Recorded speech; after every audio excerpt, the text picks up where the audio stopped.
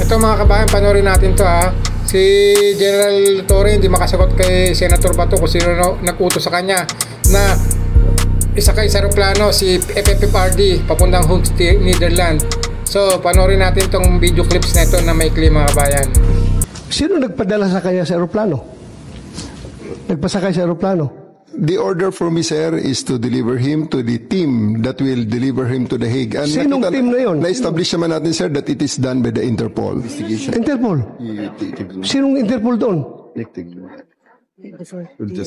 Sinong Interpol doon? Si Ambassador Lacanilaw? Si Lacanilaw nag-order sa'yo na isakay sa aeroplano? Sir, I think we have already established. Yung order ko is for me to deliver him to the 250th wing and deliver him to the team. Okay, nandun na siya sa 250th wing. Ngayon, pinilit mo siyang ilabas. Nakita ko pa yung matanda, humawak sa lamisa. Ayaw siya magpadala sa'yo. Ayaw niyang sumakay sa aeroplano. Sino nag-order sa'yo na isakay sa aeroplano?